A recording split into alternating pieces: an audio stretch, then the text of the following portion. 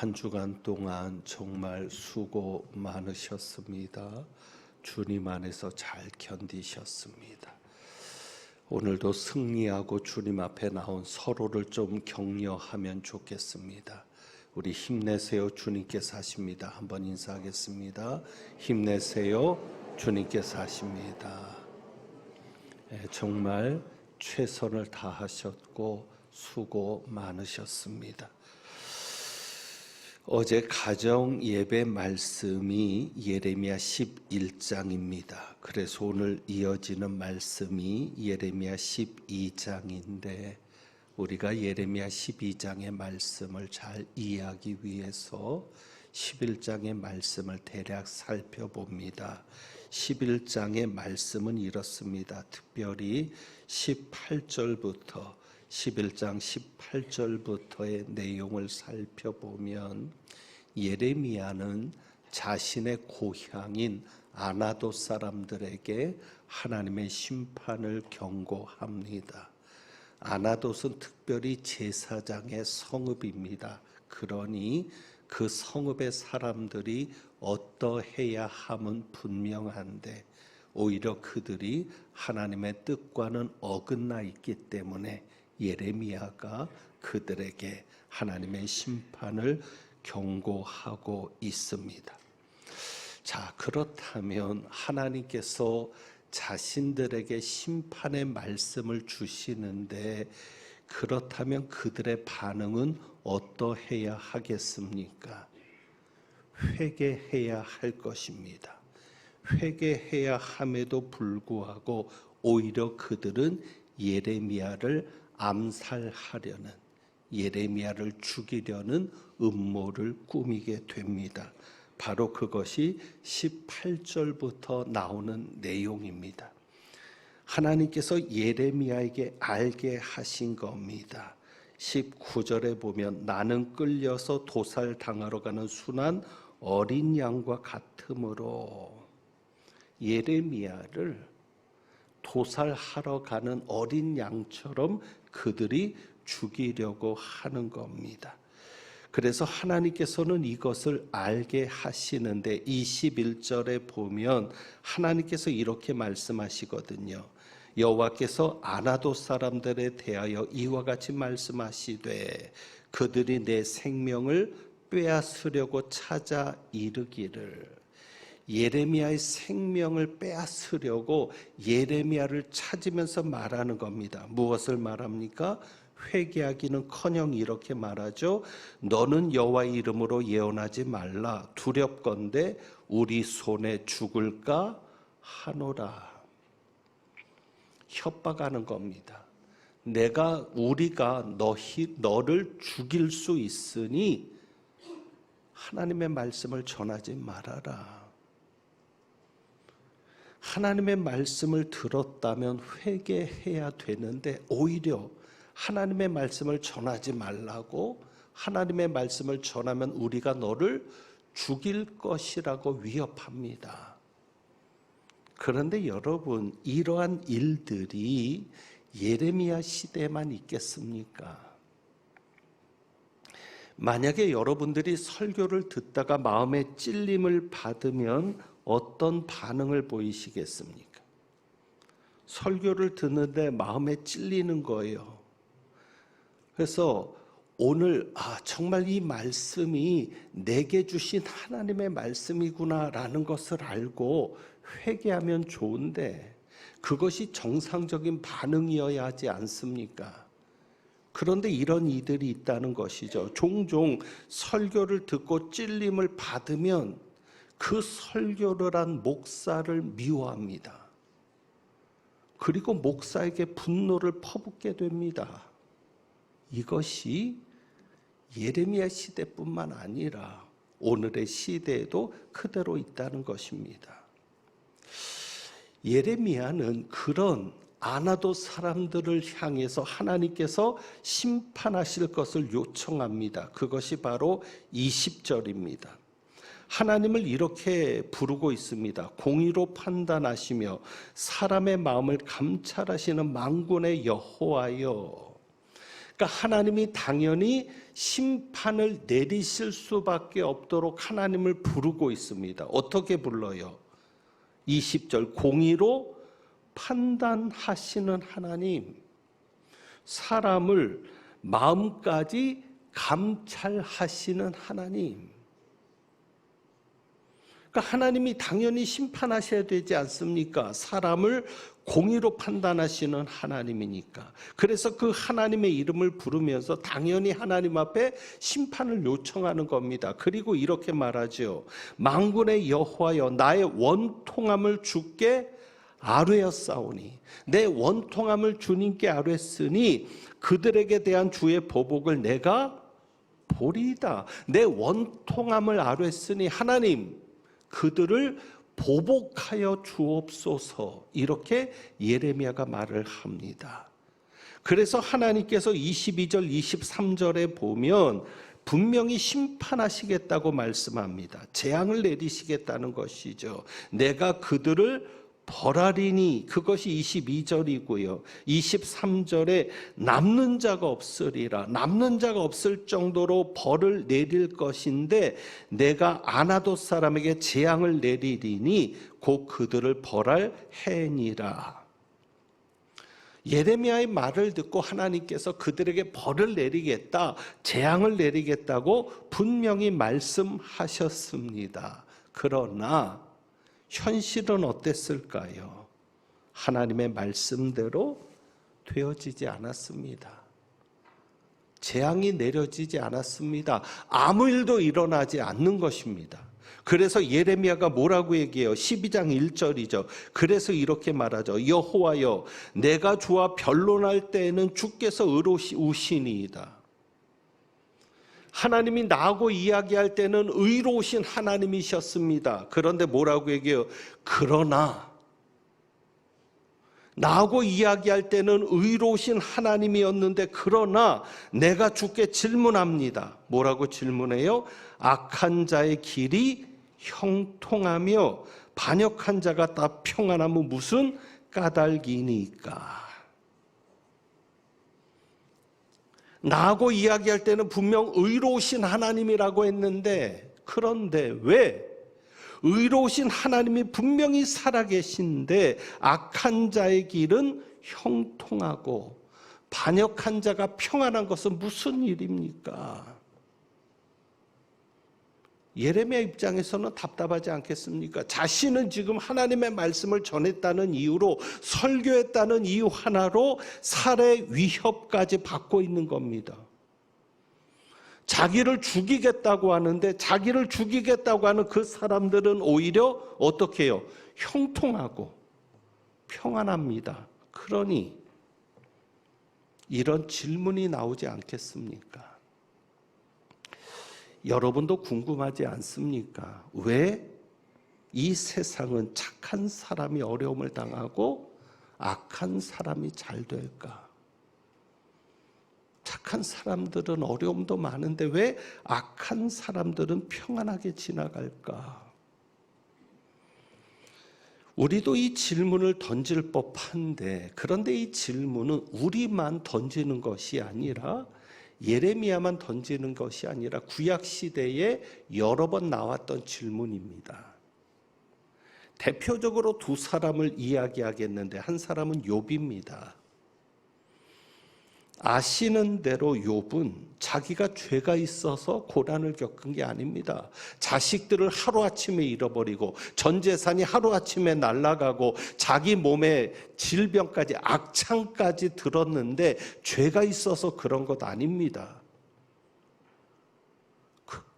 그런데 악한 자들은 그렇지 않았다는 것이죠. 자기는 지금 힘들어 죽겠는데 악한 자들은 그렇지 않았다는 것이죠. 그래서 이렇게 말합니다. 욥기 12장 6절에 보면 이렇게 말합니다. 강도의 장막은 어떻게 하고? 형통하고 하나님을 진노하게 하는 자는 평안하니. 강도의 장막은 오히려 형통하고, 자기는 정말 예수 잘 믿고 살았는데 우리 집은 다 망했는데, 강도의 장막은 오히려 형통하고 하나님을 진노하게 하는 자는 평안하니 하나님이 그의 손에 후히 주심이라. 욥의 탄식입니다. 아삽이라는 사람이 있습니다. 시편인데 찬양대 지휘를 했던 사람 같습니다. 시편 73편에 아삽의 시가 여러 편 나오는데 아삽에게서도 이 궁금증이 드러납니다. 시편 73편에 보면 1절에 이렇게 말하죠. 하나님이 참으로 이스라엘 중 마음이 정결한 자에게 선을 행하시나. 우리 하나님은 어떤 하나님이세요? 마음이 정결한 자에게 선을 행하시는 하나님이라는 거예요. 그러나 2절입니다. 나는 거의 넘어질 뻔하였고 나의 걸음이 미끄러질 뻔하였으니. 넘어졌다는 얘기는 아닙니다. 나는 넘어질 뻔했습니다. 내가 미끄러질 뻔했습니다. 예수 잘 믿다가 시험에 들 뻔했습니다. 왜? 3절이죠. 이는 내가 무엇을 보았기 때문에? 악인의 형통함을 보았기 때문이고, 그래서 어느 순간인가 오만한 자를 질투하는 자신을 발견했기 때문입니다. 그리고 4절에 이렇게 말합니다. 그들은 죽을 때도 무엇이 없고 고통이 없고. 악한 자들이 고통스럽게 죽어야 되는데 누릴 거 누리며 즐기다가 평안히 가고 그 힘이 강건하며. 5절입니다. 사람들이 당하는 고난이 그들에게는 없고 사람들이 당하는 재앙도 그들에게는 없나니. 아삽이 본 현실입니다. 그래서 심지어는 12절에 보면 이렇게 말합니다. 볼지어다 이들은 악인들이라도 어떻게 하면 항상 평안하고 재물은 더욱 불어나도다. 악한 자들은 이런데 자기는 어때요? 14절에 보면 자신이 상황을 이야기합니다. 자기는 오히려 14절에 나는 종일 어떻게 하며 재난을 당하며 아침마다 징벌을 받았도다. 하루하루가 고통이었고 아침이면 눈뜨기 싫었다. 그냥 이대로 죽었으면, 그냥 이대로 천국 갔으면. 왜? 눈 뜨는 것조차 고통인 삶을 자기는 살고 있는데 악한 자들은 항상 평안하더라. 오히려 가만히 있어도 재물이 불어나더라. 여러분, 이 상황을 보면 힘들지 않겠습니까? 그런데 욥과 아삽이, 또 우리도 마찬가지입니다. 악한 자들이 평안하고 형통한 것을 더 보기 힘들었던 이유가 두 가지가 나옵니다. 우리도 악한 자들이 잘 되는 것도 보기 힘듭니다. 오히려 착한 자들이 잘 되고 예수 잘 믿는 사람들이 잘 돼야 되는데 그렇지 않은 현실을 보기도 힘든데 더 힘든 이유가 두 가지가 있다는 거예요. 그 첫 번째가 뭐냐면 아삽의 말에서 볼 수 있는데 13절에 이렇게 말합니다. 아삽은 어떻게 살았어요? 13절에 보면 내가 내 마음을 깨끗하게 하며 내 손을 씻어 무죄하다 한 것이 실로 헛되도다. 그러니까 더 힘든 이유가 뭐냐면 자기가 지금 고통을 받고 있잖아요. 나는 종일 재난을 당하며 아침마다 징벌을 받았다 그랬는데 실제로 아삽은 어떻게 살았어요? 내 마음을 깨끗하게 하고 내 손을 씻어 무죄하다. 하나님이 볼 때는 마음의 죄도 죄거든요. 인간은 행위의 죄만 판단하지만 하나님은 마음의 죄까지도 판단하시거든요. 그래서 아삽은 어떻게 했어요? 내 마음을 깨끗하게 하기 위해서 애쓰며 살았다. 마음조차도 죄짓지 않으려고 했고 내 손을 씻어서 깨끗하게 했다. 나는 죄악된 행위를 하려고 하지 않았고 혹시 죄를 지었으면 바로바로 회개했다. 그런데 악한 자들은 안 그렇더라. 그래서 뭐라고 얘기해요? 힘든 게 이거예요. 실로 헛되도다. 나는 그렇게 살았는데 12절에 악인들은 항상 평안했고 재물은 더욱 불어나니 결론은 어떤 생각이 들어요? 헛되다는 생각이 드는 거예요. 이게 힘든 거예요. 예수 믿어봐야 뭐해? 하나님 믿어봐야 뭐해? 왜냐하면 악한 자들이 예레미야 12장 4절에 가서 보시면은요, 악한 자들은 이렇게 말하거든요. 12장 4절. 예레미야 12장 4절에 보면 언제까지 이 땅이 슬퍼하며, 땅이 슬퍼합니다. 온 세상이 탄식합니다. 지구가 탄식합니다. 누구 때문에? 악한 자들 때문에. 언제까지 이 땅이 슬퍼하며 온 지방의 채소가 마르리까? 짐승과 새들도 멸절하게 되었사오니. 악한 자들 때문에 이렇게 된다는 거예요. 그런데 그들은 정작 뭐라고 얘기해요? 이 땅 주민이 악하여, 그래서 땅이 슬퍼하는데 땅 주민이 악했기 때문에. 그런데 그들은 뭐라고 말해요? 스스로 말하기를 뭐라고 합니까? 그가 우리의 나중 일을 보지 못하리라 함이니이다. 무슨 말입니까? 하나님은 우리를 못 봐. 하나님이 어디 있어? 하나님이 있어도 하나님은 우리에게 관심도 없고 우리를 보지도 못해. 그러니까 우리는 악하게 살아도 돼. 그러니까 악한 자들이 심판을 받아야 되는데 악한 자들이 제때 심판을 받지 않으니까 악한 자들이 어떤 생각을 하는 거야? 하나님이 보지 않는다 생각을 하고 더 악해지는 거죠. 이것이 더 고통스러운 겁니다. 그리고 두 번째로는 욥의 고백에서 나오는데 악한 자들이 형통한 것을 더 보기 힘든 이유 두 번째는 이겁니다. 욥기 12장 6절에 아까 소개했던 말씀에 강도의 장막은 어떻게 하고 형통하고 하나님을 진노하게 하는 자는 어떻게 하니 평안하니. 그러니까 악한 자들이 형통하고 평안해요. 예수 잘 믿는 자가 형통하고 평안해야 되는데, 그런데 욥이 이렇게 말합니다. 하나님이 그의 손에 후히 주심이라. 악한 자가, 강도의 장막이 형통하고 악한 자가 평안한 것은 누가 후히 주시기 때문에? 하나님이 후히 주시기 때문에. 그러니까 고통스러운 이유가 뭐냐면 하나님이 더 주시는 것 같다는 거예요.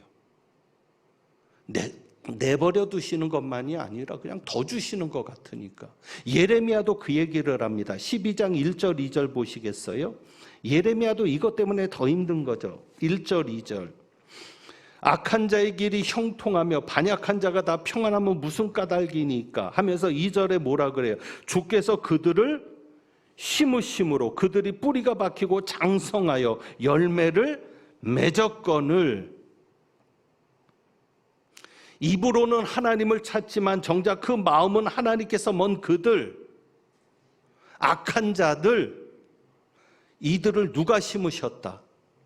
하나님이 심으신 것 아닙니까?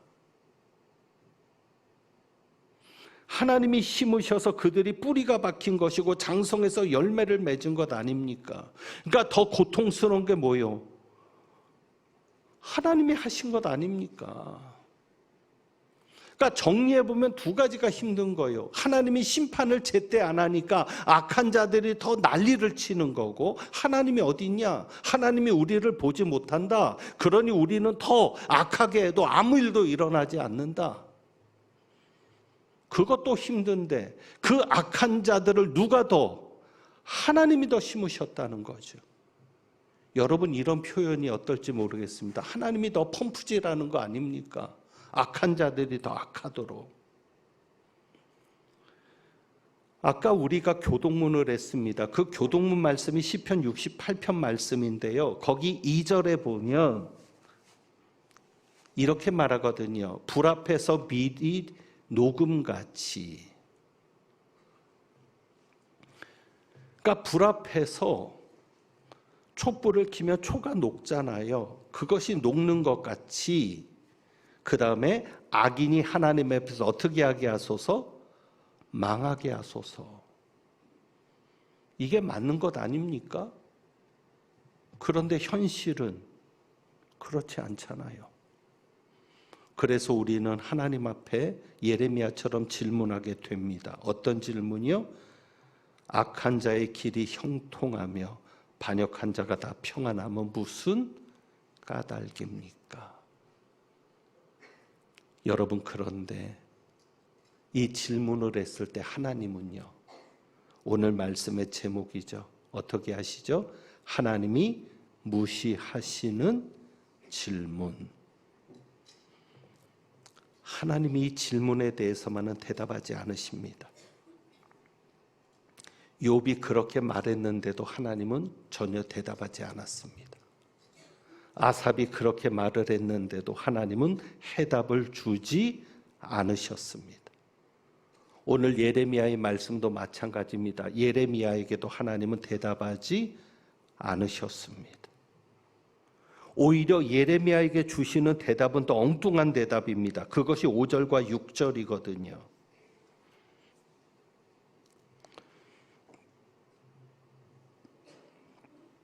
5절에 보면 이렇게 하나님 말씀하시는 겁니다. 만일 내가 보행자와 함께 달려도 피곤하면 어찌 능히 말과 경주하겠느냐.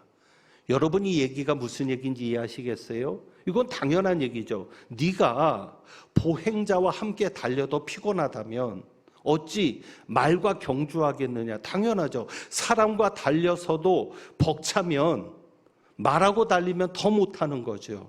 무슨 얘기입니까? 지금 네가 하고 있는 이 질문, 네가 처해 있는 이 상황이 어떤 상황이다? 보행자와 함께 달리는 상황이다. 그런데 앞으로 너에게 어떤 일이 온다? 더 심한 일이 벌어질 것이다. 그때는 말과 경주하는 자가 못하는 것처럼 어떻게 감당하려고 하느냐? 하나님 지금 예레미야에게 엉뚱한 대답을 하시는 거예요. 예레미야의 질문은 뭐예요? 악한 자의 길이 왜 형통해야 합니까? 하나님을 반역하는 자가 왜 평안해야 합니까? 무슨 이유입니까? 라고 묻는데 하나님은 전혀 거기에 대한 대답은 안 하시고 엉뚱하게 지금 네가 당하고 있는 상황도 힘들다고 그렇게 이야기하면 앞으로 더 큰 일을 당할 텐데 어떻게 하려고 그러냐? 바로 그 말씀하시는 거거든요. 그래서 5절에 보면 네가 평안한 땅에서는 무사하려니와, 심지어 지금 예레미야는 힘들어 죽겠는데 뭐라고 얘기해요? 평안한 땅에서는 무사하려니와. 지금 그 상황도 네가 견디지 못하면 앞으로 요단강 물이 넘칠 때는 어찌하겠느냐? 한마디로 예레미야는 지금 힘들어서 이런 질문을 던졌는데 앞으로 더 힘들 것을 말씀하는 겁니다. 그리고 심지어는 이렇게 얘기하죠. 6절이죠. 내 형제와 아버지의 집이라도 너를 속이며, 이웃들만 예레미야를 해치려고 하는 게 아니라 누구? 형제와 아버지의 집이라도, 가족들까지도 예레미야를 속이고 뒤에서는 어떻게 합니까? 크게 외치는 겁니다. 큰 소리로 위협을 하는 것이죠. 앞에서는 좋은 말을 합니다. 그래도 너는 믿지 말아라. 점점 더 어려운 상황을 얘기하시는 거예요. 가족들까지도 너에게 위협이 돼. 앞에서는 좋은 얘기를 할 거야. 그런데 뒤에서는 너를 위협하는 거야. 그러니 믿으면 안 돼. 여러분, 이게 하나님의 대답입니다. 다시 정리하면 앞으로 더 힘든 일이 일어날 텐데 여기서 주저앉으면 안 된다, 이런 마음이 느껴지긴 합니다. 앞으로 힘든 일이 있을 수 있는데 주저앉으면 안 돼. 여러분, 하나님 앞에 이 말씀을 받고 보니까 앞으로도 더 힘들 수 있을 것 같습니다. 앞으로 더 힘들 거야. 그런데 이 정도 가지고 견디지 못하면 어떡할래? 이 정도 가지고 그런 질문을 하면 어떡할래? 견뎌야지. 하나님이 그렇게 말씀하시는 것 같아요. 그런데 여기에서 예레미야에게 분명하게 던지는 메시지는 하나 있습니다. 그거는 우리가 내일부터 보게 되는 7절 말씀인데, 한마디로 하나님께서 철저한 심판은 말씀하십니다. 내가 심판할 것이다. 철저하게 내가 그들을 심판할 것이다. 그것을 말씀하십니다. 그래서 이렇게 정리는 되죠. 그래, 지금 그들이 형통해 보이고 평안해 보이는 것은 일시적인 것이다. 하나님이 지금은 그냥 내버려 두니까 일시적인 것이지만 결국은 어떻게 될 것이다. 한 가지 분명하게 말씀하시는 것은 그들은 망할 것이다. 그들은 지금 철저히 무슨 길로 가고 있다? 멸망의 길로 가고 있다. 자, 그러니까 하나님은 이 질문에 대해서 대답하지 않으세요. 여러분이 아무리 물어도 하나님의 대답은 없습니다. 단 하나님께서는 이것을 보여주십니다. 대답하진 않으셨어도 욥도 해결받았고 아삽도 해결받았습니다. 어떻게 받았는가 하면 욥은 42장에 보면 42장 5절에 하나님이 욥의 질문에 대해서 대답하지 않으셨지만 욥이 해결받은 순간이 나옵니다. 욥이 이렇게 말하죠. 하나님, 내가 지금까지는 하나님에 대해서 무엇으로만 들었는데, 귀로만 들었는데 이제는 눈으로 주님을 배움나이다. 그러니까 하나님은 대답하지 않고 어떻게 해주셨어요? 욥을 만나주셨어요. 자, 그러니까 여러분이 그런 질문이 일어날 수밖에 없는 상황이라면 한번 생각해보세요. 내가 지금까지 신앙이 듣기만 했던 신앙은 아닌가? 내가 직접 하나님을 만나야 되는데, 내가 직접 하나님을 체험해야 되는데, 남편이 만난 예수, 아내가 만난 하나님을 가지고 내가 듣기만 하고 살아왔던 것은 아닌가? 욥이 해결받은 때가 언제예요? 하나님이 대답하셔서가 아니에요. 하나님을 만나보니까 해결되는 거예요. 아삽도 마찬가지입니다. 17절 시편 73편 17절에 이렇게 얘기하죠. 하나님의 성소에 들어갈 때야 그들의 종말을 내가 깨달았나이다. 언제? 하나님의 성소에 들어갈 때, 하나님을 만나고 보니까 깨달아지더라는 거예요. 하나님 대답하지 않았어요. 나 만나자. 그래서 이렇게 얘기합니다. 23절에는요. 내가 항상 주와 함께 하니. 내가 항상 주님과 함께 합니다. 그리고 73편 28절에는 결국 이렇게 고백합니다. 하나님께 가까이 함이 내게 복이라. 하나님께 가까이 함이 내게 복이라. 악한 자들이 평안하고 형통하고 그들의 재물이 나날이 불어나는 게 복인 줄 알았는데 그게 복이 아니더라. 무엇이 복이더라? 하나님께 가까이 할 수 있다는 게 복이었더라. 하나님을 만나고 보니까 깨달아지는 것 아닙니까? 그렇습니다. 여러분, 하나님에 대해서 많은 질문들이 생기시죠? 하나님을 만나면 됩니다. 하나님만 만나면 되는 것 아닙니까? 여러분에게 하나님만 계시면 되는 것 아닙니까? 그러니까는 예레미야가 하나님께서 네 형제와 아버지의 집이라도 너를 속이면 내 뒤에서 크게 외칠 것인데 너는 믿지 말아라.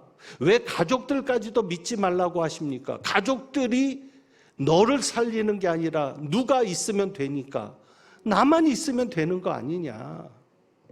하나님 지금 그 말씀하시는 것 아니겠어요? 그래서 여러분들이 답답해도 하나님께 가까이 나갈 수 있는 사람이 되시기를 원합니다. 힘들고 어려울수록 더욱더 하나님 앞에 나갈 수 있기를 바랍니다. 목적은 뭐예요? 하나님을 만나면 되는 거거든요. 그래서 하나님이 이렇게 말씀하세요. 예, 그저 나 하나 내가 너와 함께 있다는 것으로 안 되겠니? 하나님이 우리에게 이렇게 말씀하시거든요. 내가 너를 참 사랑하는데 나 하나로 충분하지 않니?